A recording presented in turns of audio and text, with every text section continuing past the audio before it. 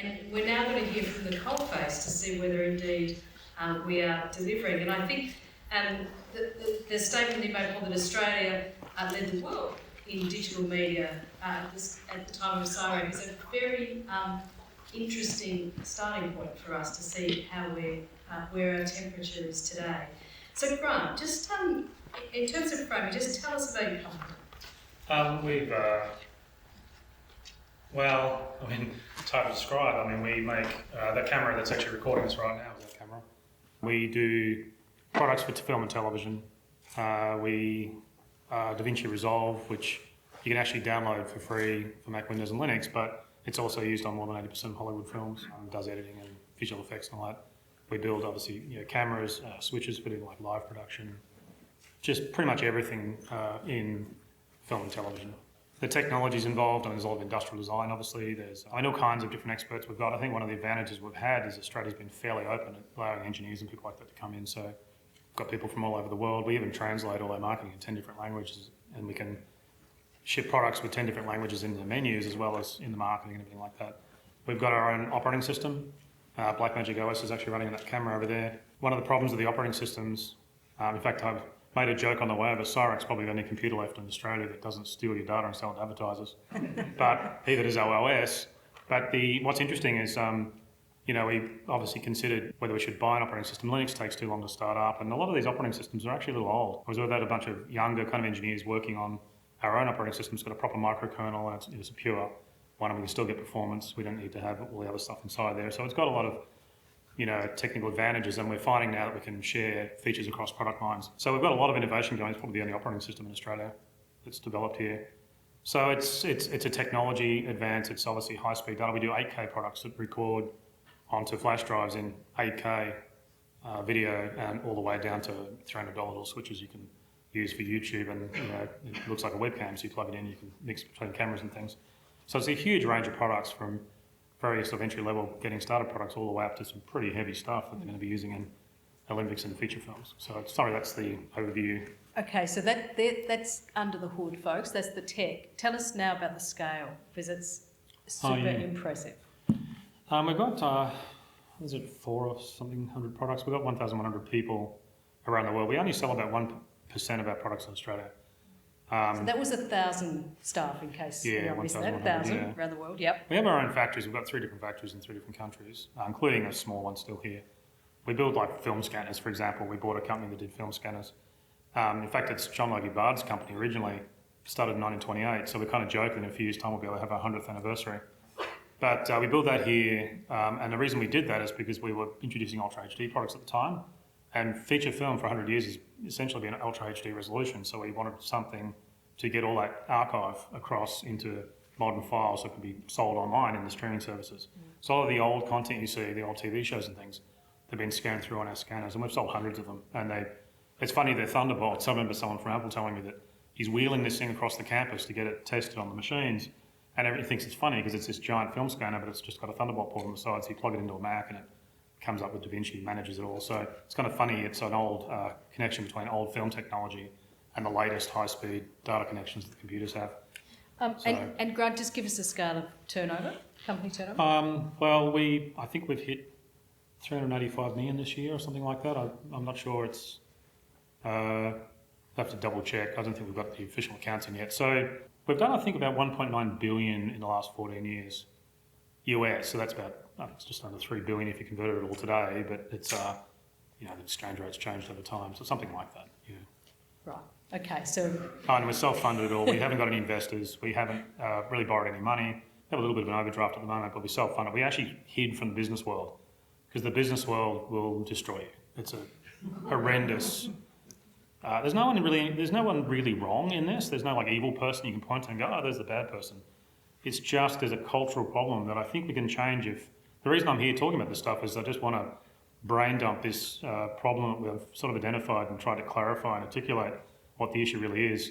People that are in audiences are going to come back and go, hey, here's a solution to that, or here's a solution to this. We don't want to be destroyed by a world we've hidden from, but how far can you go until you have to interact with that world? And that's the question. Yeah. That's on our minds. So we're going to pinpoint that problem in a moment. You're an engineer. by background, yeah? An engineer crap enough that I can run a company, but I don't really. I mean, I write the code that runs the company. All the code that runs the company I've written. So I guess you could say I'm an engineer, but the products itself I kind of got to keep away from because the guys are so far beyond. Like, you know, when you get a bunch of smart. I remember the first day. In fact, Doug's dad's here. One of the other founders of the company, Doug. We were sitting in his bedroom when we started this company, and I'm reading an Asterix comic, and he was writing a codec. And I'd seen this done before, and it took 3 months to do, and then suddenly he did it in 15 minutes. And I remember just thinking, oh my God, the difference in capability of having smart people around you is the difference between being able to do, like, you know, what's his name just saying, like you have the confidence to do pretty much anything you can dream of because you've got a group of smart people around you who just don't know how to not do things. No one's telling you not to because it's like, let's go. My job is to make sure that we never have to say pretty much no to a new idea. That notion of surrounding yourself with smart people is so important.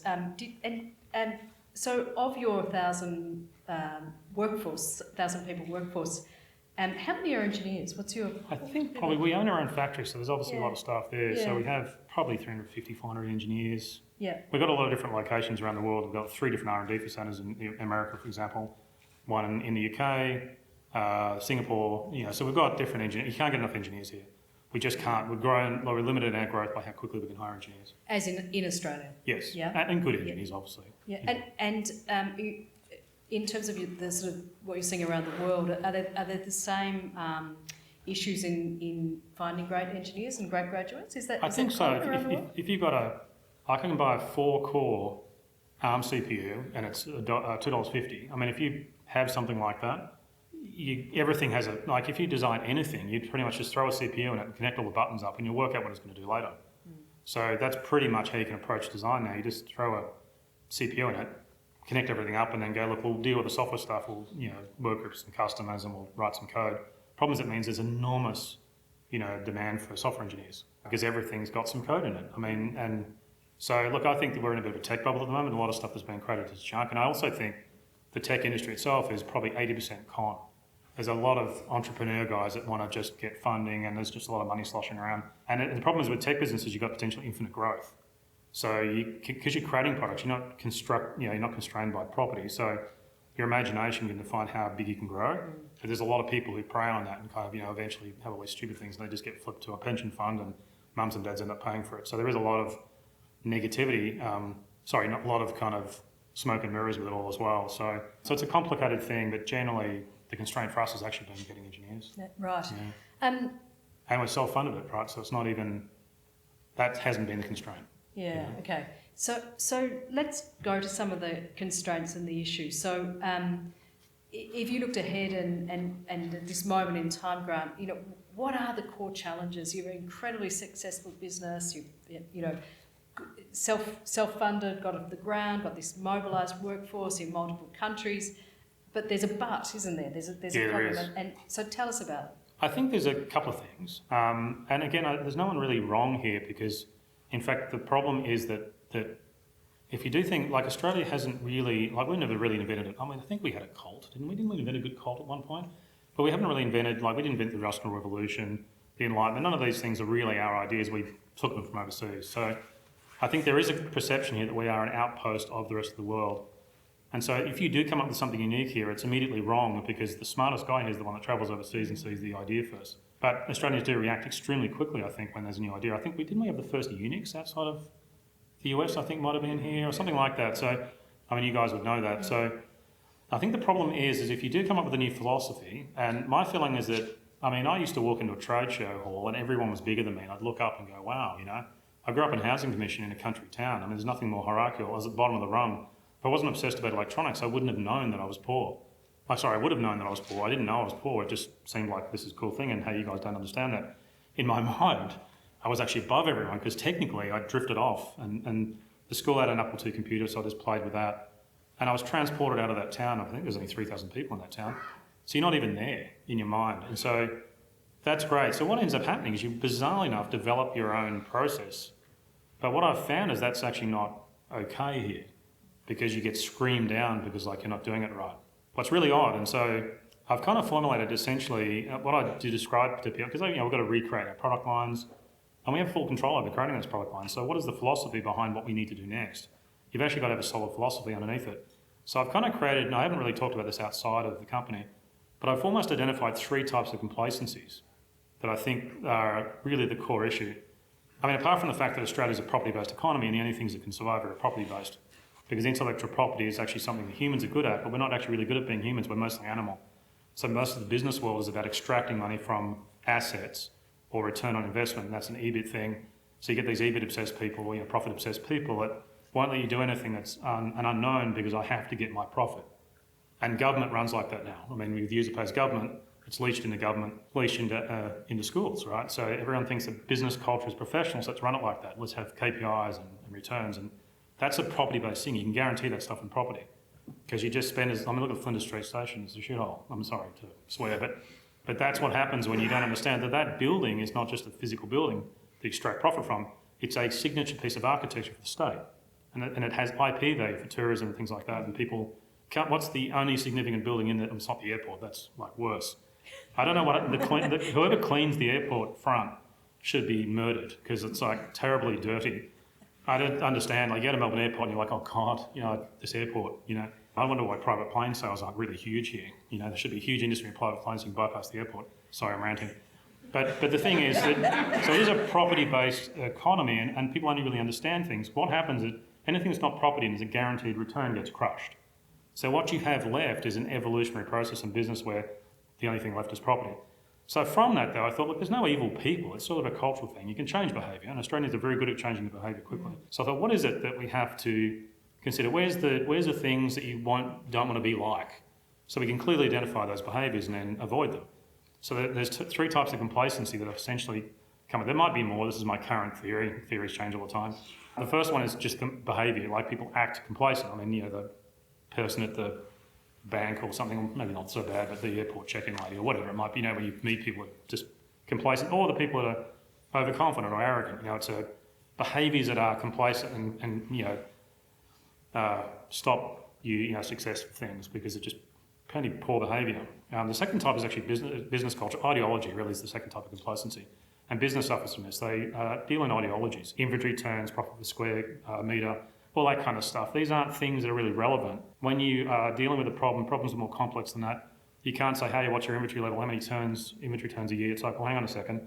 My lead times are over a year. Most average lead times are 6 months. I've got to deal with enough parts to supply product to customers continuously and not run out, but not too much stock above that. So whatever my inventory level is based on a whole bunch of thinking about what my inventory level should be, not an ideology of how many inventory turns. But you see that all the time, various ideologies, belief systems almost, But the third complacency type is actually much more dangerous, and we can kill the first 2 easily. But the third type is the one that no one understands, and it's essentially the continuous improvement loop. It's everyone's experience and everyone's skill and all the contacts and all the things you've done that are good in your life become the biggest type of complacency that actually will... It's the reason nature's going to kill all of us, because it wants us out of the way so we can get a new generation in. Because they will look at things in a different way. Because I make a product and it fails. And I've been taken down by this and it pisses me off. I'm actually getting pissed off because I created my first product and I spent 6 years in a company and I got done out of it. So this is a warning that this is a dangerous country. I'm not happy when I think about this because I don't think about it often. But if you create a product, what's the difference between a failure of a product should be immediately killed and a product that hasn't succeeded yet? So when we did our first capture card, it looked like a failure. I was doing it on Mac, literally in the first days when Steve Jobs got back. I mean, it was like, everything was wrong about it. No, you should be doing, and they didn't even have the guts to tell me. So you create a new product and it will look like, if you create a product for a market that doesn't exist, that you don't currently have, that no one's ever seen before, and it doesn't, like this computer, right? And what took it down, remember that computer failed because it got cancelled. So what you're talking about here is not only success for the first computer in the world, but you're also talking about failure on the other side of that because it got canned. And why did it get canned? Because it wasn't done. And that's the danger of importing your ideologies. And there's a lot of examples of it. Architecture, the Sydney Opera House, the Flinders Street Station's got a history. There's, I think, some water pipeline that was done somewhere where the establishment come in and smash it because it's something that is against, and they're not doing anything wrong. Professional behaviour is taking the feedback loop, looping it back and going, this is the only thing I know about is what people have told me to do. What's been done before. You create something that hasn't been done before, and even though you can, in your mind, understand that these people will like and buy this thing, it will look like failure when it launches. The question is, and this is where a founder of a company comes in, is it a failure and you should kill it immediately, or is it actually not successful yet? And so I see customers as being not only they're like complex numbers. Marketing people look at a customer and go, this person is doing this. Or if you're good at what you're doing, but complacent in the third kind, you are tracking quickly where customers are moving. But the reason they've moved is because someone created a product for them to go to. So your job is to go, here's where the customers are now, but what direction would they go in if you put something in front of them that they could go to? And that then fulfills their ambition. And what we do is empower creativity. And now actually it's changed a bit. It's empowering creative freedom because most tech products, and most operating systems and computer products are now selling your data and you're becoming a sort of a slave to that. So they're almost addictive products that are then mining your data and turning you into somewhat a data slave. And that's not a good thing going forward because the freedom has to become part of that. So for us, we're empowering creative freedom with our products. But the tough bit, and this is the bit that's really hard, that the third topic, complacency, when you are complacent, you're doing everything absolutely right that every university in this country will tell you is right, but it's complacent. Because you're not doing the one thing that startups are good at, which is I've got nothing, I'm poor, I start with a lack of success, I'm even a nerd, and I can imagine something that could be if I make a product for it. And when you do it, you're going to spend 6 years of nightmare trying to get it to work, and then one day you're going to go, hey, it's all working, everyone understands this product line now. I can literally remember the trade show when everyone suddenly, big broadcasters are buying our capture cards, it's all good, and then you sit there and go, okay, wow. But then you realise you've actually now become complacent because the world's shifted to you. Where do I need to move to next? And so, in Blackmagic, we haven't just done those original capture cards, we've completely reinvented product lines all the time. And that's the really tough thing is that in every product line we do, realise that everything we know about it, everything that's been successful, and everything every customer's told us could actually be wrong. And it's inhibiting our ability to invent the thing that should exist that no one and nothing can prove that should exist. Yeah, wow. And that's why the CSIRAC existed, right? The Pearcey guy, I don't know him, so I feel like I can't use his name properly. It's a weird thing I have with not meeting people and using the name. But he created something that he felt would exist. He probably had an inkling this stuff was happening overseas. It's an incredible achievement to actually create a CPU manually out of vacuum tubes. I mean, even transistors is a nightmare. I mean, even logic gates. So to do that, I mean, when you understand how a CPU executes instructions, it's a fascinatingly complex idea to think like that. And he pulled that off. But there's much failure in that as well as there is success. So I think that this is the problem we have is how do you create a culture that's not going to get destroyed by its contact with the business community?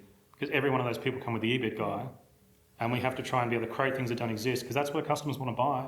If I create something that does exist, it has to be cheaper or really, really better, but it can't be better because that better thing doesn't exist. So it has to be the same or cheaper. So that's why China's done well, right? I mean, apart from a lot of hard work, people worked hard.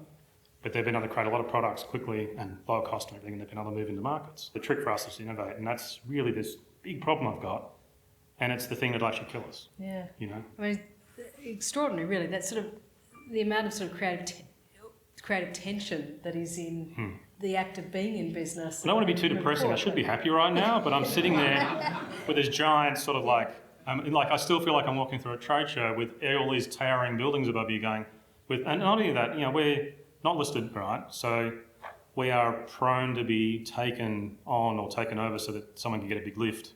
Because that's mostly what the finance, there's a compliance class of people who make you think you can't do business yourself, and so they decide that they're going to help you out. What they really want is get their claws in and then flip it, get it up, get it high, and then they can bail out, and that's really, they're just exploiting.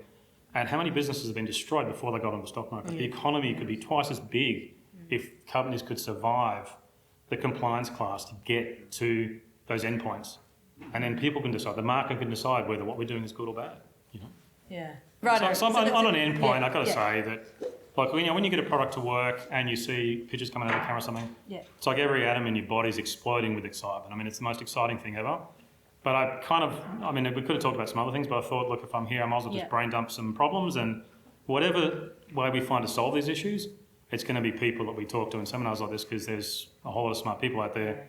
So if I catch up with you at some point and you've had a thought about some of these topics, it'd be fantastic to have a conversation about it. So.